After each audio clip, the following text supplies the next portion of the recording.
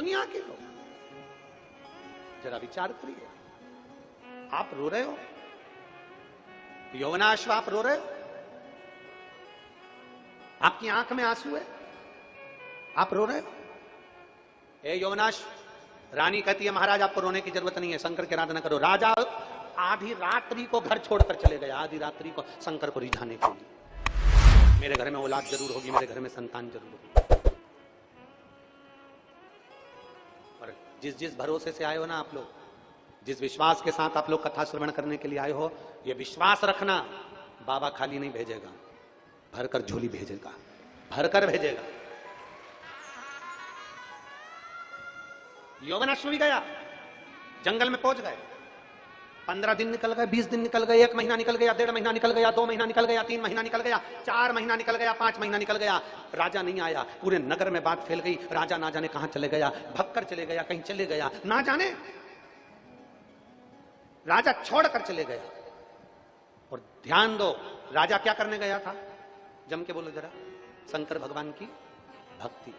और दुनिया के लोग, गांव के लोग क्या कर रहे हैं, ना जाने कहां भगकर चले गया, ना जाने कहां पहुंच गया। उसने तो अपना घर छोड़ दिया, पत्नी छोड़ दी, बच्चे छोड़ दिए, पूरा राजपाट छोड़कर ना जाने कहां चले गया। दुनिया के लोग ताने दे रहे हैं, दुनिया के लोग अपशब्द कर रहे हैं, दुनिया के लोग आड़े टीड़े बातें कर रहे हैं, दुनिया के लोग कुछ भी बोल रहे हैं। और राजा अपनी शिव भक्ति में लगा हुआ है, शंकर की भक्ति में लगा था। शिव भक्ति में लगे लगे 3 महीने बीतने पर राजा ने थोड़ा सा फल ग्रहण करा। ग्रहण करने पर राजा को प्यास लगने लगी, राजा को प्यास लगी।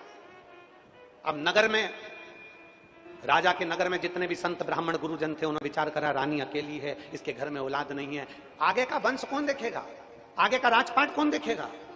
तो सारे ब्राह्मण संतों ने यज्ञ करने की ठानी। एकांत जंगल में यज्ञ वेदी बनाई गई। ब्राह्मण विद्वानों ने, संतों ने, साधुओं ने यज्ञ करना प्रारंभ करा। रानी के लिए एक जल का पात्र रखा, जिस पात्र को सिद्ध किया गया, उस पात्र का जल रानी को पिलाएंगे तो वो गर्भ ठहर जाएगा। अब एक रात्रि का यज्ञ और बचा था। इतनी देर में क्या हुआ कि सारे ब्राह्मण संत साधु तो जाकर सो गए, विश्राम कर लिए, और राजा को लगी प्यास, तो वो जंगल में ढूंढते ढूंढते पानी को उस यज्ञ वेदी के पास आ गया। आवाज लगाई, ब्राह्मण देवता, गुरुजन, संतजन, प्यास लगी है, मुझको पानी पिला दीजिए। बाबा मुझे प्यास लगी है, पानी दे दीजिए। चिल्ला रहे हैं, आवाज लगा रहे हैं, मुझे प्यास लगी है, पानी पिला दो। कोई आता नहीं। राजा यज्ञशाला में प्रवेश करते हैं, यज्ञ कुंड को नमन करते हैं, शिव जी का ध्यान करते हैं, सामने रखे हुए कलश को उठाकर राजा पानी पी लेते हैं। उनको नहीं मालूम कि ये वो कलश है जो रानी का गर्भ ठहराने के लिए इस जल को तैयार किया गया है, उनको नहीं मालूम। राजा ने पानी पिया, वापिस तप करने चले गए। 1 महीना तक तप करने के लिए वापिस जब पहुंचे, जैसे ही तप करने के लिए गए, दूसरे दिन यज्ञ वेदी में जाकर देखा तो जो जल का कलश था, जिसको रानी के लिए तैयार करा गया था गर्भ ठहराने के लिए, संतान की प्राप्ति के लिए, मालूम पड़ा वो पात्र खाली पड़ा था। हाहाकार मच गया पूरे नगर में, पूरे नगर में हाहाकार मच गया। अरे रानी के लिए जो पात्र तैयार करा था, पानी तैयार करा था, जल तैयार करा था शिव जी की कृपा से, वो जल नहीं मिल रहा। वो जल ना जाने कहां चले गया, ना जाने कहां चले गया। सब ढूंढ रहे, अपशब्द कह रहे, ना जाने एक दूसरे को कोस रहे। इतनी देर में राजा अपने घर पर आया। घर पर आया, पूछा क्या हो गया। रानी कहती है मेरे गर्भ ठहराने के लिए जल तैयार करा था संतों ने, ना जाने वो कहां चले गया। राजा कहता है रात्रि को मुझे प्यास लगी थी, मैं यज्ञ वेदी के पास गया था, पात्र उठाकर जल पी गया। इतने में संत ब्राह्मणों ने कहा महाराज अब संतान रानी से नहीं, आपके गर्भ से पैदा होगी, आपके गर्भ से। राजा कहने लगे ऐसा हो ही नहीं सकता, पुरुष के गर्भ से संतान। बस इतना तो कहना था। थोड़े समय के बाद राजा का पेट बाएं अंग से दुखना प्रारंभ हुआ, और वाम भाग से जैसे ही राजा का पेट दुखना प्रारंभ हुआ, उधर फाड़ कर एक बच्चे ने जन्म ले लिया। एक बच्चे ने जन्म ले लिया। जैसे ही बच्चे ने जन्म लिया, जन्म लेते से बच्चा बिलखने लगा, भूख के कारण बिलख रहा था। अब अगर इसको मां जन्म देती तो स्तन में दूध आता और मां पिला देती। अब इसको दूध कौन पिलाए। तब राजा की आंख से जल बह रहा था और याद कर रहे महादेव को। तो महादेव ने इंद्र को भेज दिया। इंद्र को भेजा और भेजते से ही इंद्र से कहा जाओ देवता, 33 कोटि देवी देवताओं की जवाबदारी है इस बच्चे को पालना, पोसना, बड़ा करना। ये 33 कोटि देवी देवता करेंगे। इंद्र ने जाकर अपनी एक उंगली उस बालक के मुख में दूध पिलाने के भाव से दे दी। बच्चे का पेट भरा गया। पेट भराते से ही देवताओं ने कह दिया इसकी कोई मां ने दूध नहीं पिलाया, एक देवताओं ने इसका पालन करा है, इसलिए इसका नाम मानधाता होगा, इसलिए इसका नाम मानधाता होगा। और मानधाता साधारण नहीं होगा। एक शंकर के जल से, शंकर के तेज से, शंकर की प्रतिष्ठा से, शिव की भक्ति से ये राजा का जन्म हुआ है। 33 कोटि देवताओं ने इसका पालन करा है। ये राजा का पुत्र नहीं, ये देवताओं का पुत्र राजा मानधाता कहलाएगा। राजा मानधाता,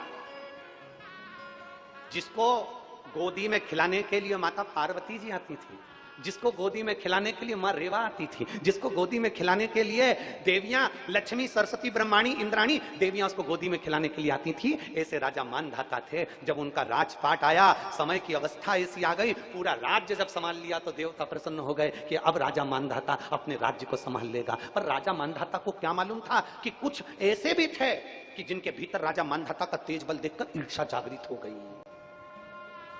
आप अच्छा करोगे ना, बहुत आगे बढ़ोगे ना, बहुत उन्नति की सीढ़ी पर चढ़ोगे ना, बहुत तरक्की करोगे ना, बहुत तुम्हारा नाम चलेगा ना, बहुत शोहरत चलेगी ना तुम्हारी, तुम्हारे पीछे दुनिया के सारे लोग लग जाएंगे कि तुम्हारा पांव पकड़कर कैसे नीचे गिराया जाए, कैसे तुम्हारा पांव पकड़ के नीचे गिराया जाए, कैसे तुम्हारे नाम को खराब करा जाए, किस तरह से तुम्हारे पांव को नीचे गिराया जाए। राजा मानधाता जब पूरे नगर की रक्षा करने लगे, पूरे नगर में वैभव, सत्ता, सब कुछ आ गया, पूरा नगर शंकर की भक्ति में डूबने लगा, पूरा मानधाता नगर शिव की भक्ति में डूबा हुआ था, पूरा मानधाता नगर। पर कुछ लोगों की मन में ईर्ष्या जागृत हो गई, शंकर की भक्ति में, शिव की भक्ति में, शंकर को जल चढ़ा रहे, शंकर का गुणगान कर रहे, शंकर का गुणगान। इतने में कुछ लोग जो जलने वाले, ईर्ष्या वाले थे, उन्होंने एक यज्ञ करा, यज्ञ कर देवताओं से वर मांगा कि एक बार हमको दे दो कि मानधाता की नगरी में पानी ना गिरे, मानधाता की नगरी में पानी नहीं गिरना चाहिए, मानधाता की नगरी में अन्न नहीं होना चाहिए, मानधाता की नगरी में कोई अन्न का भाग ना हो, मानधाता की नगरी में रहने वाला भूखा मरना चाहिए, ये वर दीजिए। देवता जरा विचार करिएगा। त्र्यंबकेश्वर की कथा सुनिए आप लोगों ने? अरे जम के तो बोलो, सुनिए त्र्यंबकेश्वर की। त्र्यंबकेश्वर भगवान की कथा सुनी होगी तो उसमें आया होगा, गौतम ऋषि पर गौ हत्या का दोष लगाया, लगाने वाले कोई दूसरे नहीं थे, गौतम बाबा पर गौ हत्या का दोष लगाने वाले कोई दूसरे नहीं थे, वहीं के संत, साधु, ऋषिवर, ब्राह्मण जन, जिन्होंने गौ माता को, गणेश जी को गाय बनाया और गौतम ऋषि के आश्रम में भेज दिया, और गौतम ऋषि के आश्रम में भेजा और गौ माता को, गणेश जी को गाय बनाकर भेजकर कहा कि गणेश जी तुम्हें हम गाय बनाकर भेज रहे हैं, तुम्हें गौ माता बनकर गौतम ऋषि के आश्रम में मरना पड़ेगा, प्राण छोड़ना पड़ेगा। गणेश जी ने कहा ऐसा मत करो, क्यों ऐसा कर रहे हो, बस तुम्हें मरना है गौतम ऋषि के आश्रम में, तुम्हारे प्राण छूटना चाहिए गौतम ऋषि के आश्रम में। और गौतम बाबा के आश्रम में गणेश जी गाय बनकर गए और उनके प्राण छूटे। सारे लोगों ने हाहाकार मचा दिया, ये गौतम ऋषि तो ढोंगी है, इसने ऐसा कर दिया, गौ हत्या का दोष लगा दिया गौतम ऋषि पर। गौतम ऋषि भटकते रहे। तब उनकी धर्मपत्नी ने भगवान ब्रह्मा विष्णु महेश की आराधना करी। तब ब्रह्मा विष्णु महेश 3 शिवलिंग के रूप में प्रकट हो गए और नाम त्र्यंबकेश्वर पड़ गया।